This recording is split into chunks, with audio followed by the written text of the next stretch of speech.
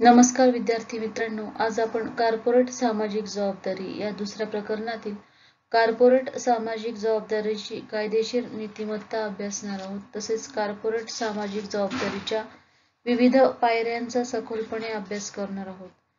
त्याचबरोबर कॉर्पोरेट सामाजिक जबाबदारीचा आंतरराष्ट्रीय दृष्टिकोनही अभ्यासणार आहोत.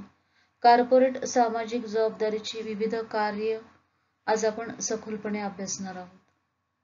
विद्यार्थी मित्रांनो, कायदेशीर जबाबदाऱ्या या केवळ समाजातील व्यक्तींवरच नव्हे तर समाजातील व्यवसायावर देखील असतात. व्यवसाय ही एक स्वतःची एक संस्था असल्याने त्याने कायदे आणि नियमांचे पालन देखील केले पाहिजे. सरकारच्या प्रत्येक स्तरावर विविध कमिशन आणि एजन्सींनी ठरविलेल्या हद्दीत कार्य करण्याची जबाबदारी प्रत्येक व्यवसायाची असते. हे नियम आणि कायदे साठी आणि समाजाच्या भल्यासाठी त्यांनी ठेवले आहेत. कायदा पाळणारा उपक्रम देखील एक सामाजिक जबाबदार एंटरप्राइज आहे. व्यवसाय इच्छित असल्यास व्यवसाय करण्यास स्वतंत्र आहे, परंतु केवळ कामगार कायदा, पर्यावरणीय कायदा आणि फौजदारी कायदा यांसारख्या विविध कायद्यांच्या नियमांच्या हद्दीत राहून व्यवसायाने कार्य केले पाहिजे. उदाहरणार्थ, सरकारला कर भरले पाहिजे, त्याच्या खात्याची पुस्तके स्वच्छ ठेवली पाहिजे. हे व्यवसायाचे कर्तव्य आहे, कारण यामुळे सरकारला कंपनीच्या आर्थिक स्थितीचा मागोवा घेण्यास मदत होत असते. कॉर्पोरेट सोशल रिस्पॉन्सिबिलिटी ही गेल्या 1.5 दशकात एक सुप्रसिद्ध संकल्पना बनलेली आहे.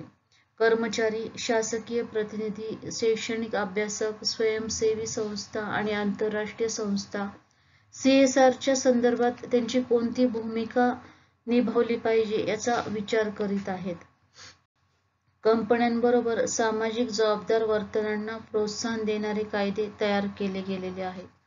आंतरराष्ट्रीय संस्थांनी तत्वांना प्रोत्साहन दिलेले आहे. तसेच CSR हा एक विषय आहे ज्याच्या आंतरराष्ट्रीय कायदा आणि युरोपियन कायदा, कॉर्पोरेट कारभार, अत्याचार कायदा, कराराचा कायदा, प्रक्रियात्मक कायदा, कामगार आणि पर्यावरणीय कायदा आणि गुन्हेगारी कायद्यांचा समावेश यात आहे. ही जी सर्व क्षेत्रे आहेत ही CSRच्या विकासात महत्त्वपूर्ण योगदान देत असतात आणि शेवटी या जगासमोर ज्या गंभीर आव्हानांना तोंड देतात त्यांना प्रतिसाद देण्यासाठी journal of international and European laws हा विशेष अंक यामध्ये विविध क्षेत्रांचा समावेश आहे आणि CSRच्या कायदेशीर बाबींचा विकसनशील अभ्यासक्रम जाणून घेण्यास उत्सुक आहेत. जागतिक आव्हाने पाहताना आंतरराष्ट्रीय कायदा विशेषतः अपरिहार्य आहे. कंपन्या CSRच्या अंमलबजावणीच्या प्रक्रियेत तसेच पारंपरिक कायदेशीर यंत्रणेच्या उत्क्रांतीत खाजगी नियामक शासन, अर्ध-कायदेशीर नियम आणि सौम्य कायदा देखील महत्त्वपूर्ण भूमिका निभावताना आपल्याला दिसून येतात. विद्यार्थी मित्रांनो, कॉर्पोरेट सामाजिक जबाबदारीच्या काही पायऱ्या किंवा सूचना आपल्याला इथे सांगितलेल्या आहेत. त्यात पहिली सूचना आपण सांगू शकतो की आपले संदेशन परिभाषित करा. वेगवेगळ्या उद्दिष्टांवर डोळेझाक करू नका, जसे की 1/4 पावसाचे जंगल जतन करणे आणि नंतर पुढील काळात एखाद्या प्रकल्पात गुंतवणूक करणे हे सारखेच होऊन जाते. पुढील पायरी आहे आपल्या ग्राहकांना सामील करा. आपण अद्याप कारण निवडले नसल्यास विकल्पांची यादी घेऊन या आणि आपल्या वेबसाईटवर किंवा फेसबुक चाहत्यांना कोणत्या पक्षाचे समर्थन करण्यासाठी आपण इच्छुक आहात यावर मतदान करण्यास सांगा. पुढील सूचना किंवा पायरी आहे की एक स्कोर कार्ड तयार करा. याची खात्री करून घ्या की त्यात साध्य करण्यायोग्य आणि मोजण्यायोग्य उद्दिष्टे आहेत आणि आपल्या प्रगतीचा मागोवा घेत आपल्या साईटवर ते दृश्यमान ठेवा. कोणत्याही अडचणींबद्दल प्रामाणिकपणा पाहिजे, प्रचारात्मकता. पुढील सूचना आहे की सोशल मीडियाचा वापर करा. आपण काय करीत आहात हे आपल्या ग्राहकांना सांगू नका. त्यांच्या प्रकल्प गुंतवणुकीसाठी त्यांच्या काय कल्पना आहेत, त्यांचे अनुभव आणि समस्या ह्या विचारून घ्या. पुढे त्यांनी सांगितले की तृतीय पक्षासह भागीदारांना नफा. तसेच त्यामध्ये आपण सांगू शकतो की सोबत युती करणे आणि केवळ आपल्या प्रयत्नांना विश्वासार्हता दिली जाऊ शकत नाही, परंतु निधी संकलन आणि परोपकारात नफा न मिळवलेल्या अधिकाधिक अनुभवांचा फायदा होऊ द्या. पुढे सांगितलेले की प्रसिद्धी मिळवा. आपण यापूर्वी आपल्या व्यवसायासाठी कधीही मीडियाचा कव्हरेज मागितला नसेल, तर ती वेळ आता तुमच्या व्यवसायासाठी सुरू झालेली आहे की तुमच्या व्यवसायाला एक प्रसिद्धी मिळवली पाहिजे. पुढे आपण सांगू शकतो की आपल्या CSR अहवालांची पूर्तता करा.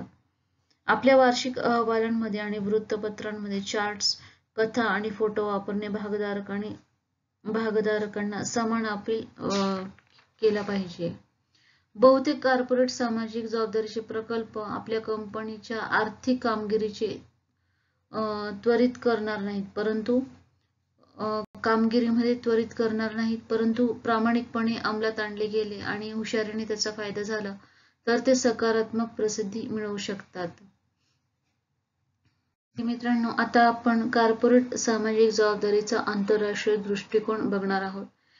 20व्या शतकाच्या शेवटच्या दशकात टिकाऊपणाची चर्चा सुरू झाली.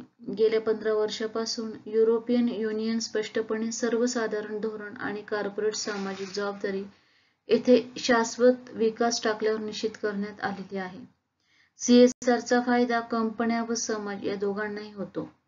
कॉर्पोरेट सामाजिक उत्तरदायित्वासाठी नूतनीकरण झालेल्या युरोपियन युनियनमधील संवादाचे एक चांगले उदाहरण आहे, जे ऑक्टोबर 2011 मध्ये प्रकाशित झाले होते.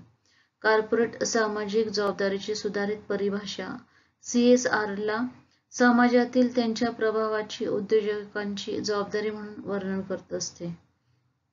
जागतिक अर्थव्यवस्थेत जागतिक रणनीती आवश्यक आहे, जी स्थिरता आणि कॉर्पोरेट जबाबदारी वाढवित असतात.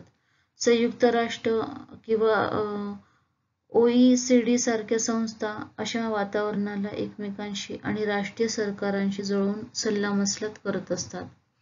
60 आणि 70च्या दशकाच्या नागरी हक्क आणि पर्यावरणीय चळवळीने यापूर्वीच 2 घडामोडींकडे लक्ष वेधले आहे. समाज वाढत्या कंपन्यांकडून अपेक्षा करत आहे.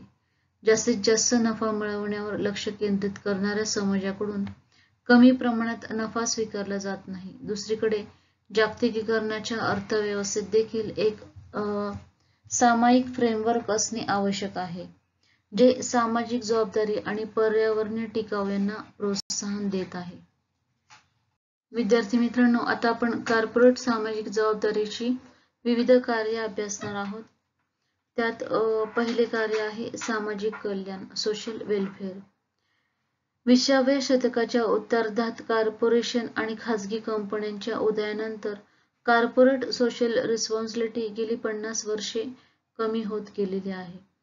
1980 आणि 1990च्या दशकात नव-उदार आणि खाजगीकृत कॉर्पोरेटिस्टच्या नेतृत्वाखाली अर्थव्यवस्थेसाठी केनेशियन अर्थशास्त्रज्ञ किंवा सरकारच्या हस्तक्षेपाने त्यांचे नियंत्रण नाकारल्यानंतर CSR निश्चित करण्यासाठी वाढती चर्चा सुरू झालेली आहे.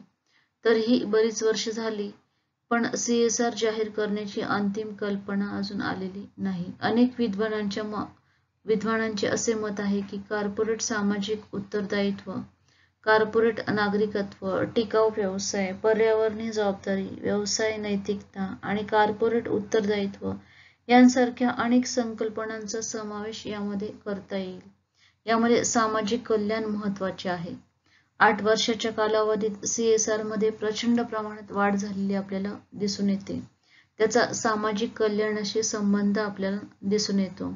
समाज कल्याण प्रथांशी जोडण्याचा प्रयत्न करणे, समाजाला काहीतरी देण्याची क्षमता, त्यांनी का करावे आणि कसे करावे हे समजून घेणे व त्याची अंमलबजावणी करणे योग्य आहे.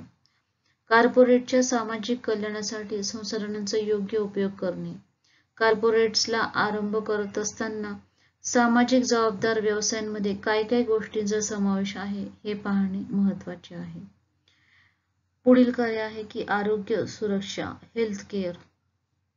सर्व मोठ्या आरोग्य कंपन्यांसाठी हेल्थ केअर हा प्रमुख CSR केंद्रबिंदू आहे, परंतु CSR केले गेलेला प्रकारही सर्वांसाठी समान आहे. मोबाईल व्हॅन, वैद्यकीय शिबिरे, जागरूकता सत्रे आणि स्वच्छता ही नेहमीची संशयित आहेत. हे नव्याने वाढणाऱ्या CSR रणनीतीसाठी योग्य दिशेने पावले आहेत. परंतु 201च्या कायद्याच्या CSR पेक्षा दीर्घ कालावधीसाठी समाजाला परत दे म्हणून गुंतवलेल्या कंपन्या त्यांच्या कामकाजावर नजर ठेवून आहेत. प्रतिबंधात्मक आरोग्य सेवा अधिक आणि प्रतिक्रियात्मक उपाय कमी करणे ही एक पहिली गोष्ट आहे. गंभीर शस्त्रक्रियेस सहाय्य करणे, त्यापैकी बहुतेक अगदी मध्यमवर्गीय कुटुंबासाठी प्रतिबंधात्मकरित्या महाग आहे, की एक सेवा देखील आहे की जी अधिक उदारतेने प्रदान केली जाऊ शकते. पुढील कार्य आहे शिक्षण, ज्याला आपण एज्युकेशन असं म्हणतो. कॅपिटलिझम अँड फ्रीडम या पुस्तकात फ्राइडमन यांनी युक्तिवाद केला की व्यवसायाची केवळ एक सामाजिक जबाबदारी संसाधनांचा वापर करणे आणि खेळाच्या नियमात टाकून राहिल्यास त्याचा नफा वाढविण्यासाठी तयार केलेल्या कार्यात तो गुंतवणे. CSR उपक्रमांतर्गत कंपन्यांनी केलेल्या अनेक सेवाभावी प्रयत्नांचा ONGCने स्वच्छ विद्यालय मोहिमेला पाठिंबा देण्यासारख्या त्यांच्या मूळ उत्पादनाशी किंवा व्यवसाय पद्धतीशी फारसा संबंध ठेवलेला नाही. अशा काही कंपन्या आहेत ज्यांनी आपल्या तज्ज्ञांच्या क्षेत्रात CSR उपक्रमांना प्रोत्साहन दिलेले आहे. कंपन्या मूलतः नफ्याच्या हेतूने मार्गदर्शन करतात, म्हणून अशी भीती उद्भवली की एकतर हे उपक्रम असुरक्षित असतील किंवा ते फक्त एक विपणन धोरण आहे. म्हणूनच प्रश्न आहे की कॉर्पोरेट सामाजिक जबाबदारी उत्तरदायित्व कसे असू शकते. विद्यार्थी मित्रांनो, पुढील कार्य आपण सांगू शकतो की पायाभूत किंवा मूलभूत सुविधा. याच्यामध्ये आपण सांगू शकतो की पाण्याचे शेड विकसित करणे, जल उपसा किंवा जल संधारण उपायांना चालना देणे हे एक कॉर्पोरेट सामाजिक जबाबदारीचे कार्य सांगण्यात आलेले आहे. रस्ते, पूल, बाजारपेठ, वाहतूक सुविधा, समाज कल्याण केंद्र, शहरे, शहरांचे सौंदर्यीकरण व इतर नागरी सुविधा या उपलब्ध करून दिल्या पाहिजे. अपारंपरिक ऊर्जेच्या वापरास प्रोत्साहन दिले पाहिजे. खेड्यांमध्ये सार्वजनिक इमारतींचे विद्युतीकरण केले पाहिजे. बोरवेल असेल, नळी असेल, विहिरी असेल, पाण्यावर प्रक्रिया करणारी वनस्पती इत्यादी बुडवून सुरक्षित पिण्याचे पाणी हे उपलब्ध करून दिले पाहिजे. ड्रेनेज सिस्टीमद्वारे स्वच्छता व प्रचार व शौचालय बांधकाम केली पाहिजे. रुग्णालये, वैद्यकीय महाविद्यालय स्थापन करण्यास व्यवसायांनी मदत केली पाहिजे. मित्रांनो, आज आपण कॉर्पोरेट सामाजिक जबाबदारीच्या विविध पायऱ्यांचा सखोलपणे अभ्यास केलेला आहे. आंतरराष्ट्रीय दृष्टिकोनही आज आपण अभ्यासलेला आहे. कॉर्पोरेट सामाजिक जबाबदारीची विविध कार्येही आज आपण सखोलपणे अभ्यासलेली आहे. धन्यवाद.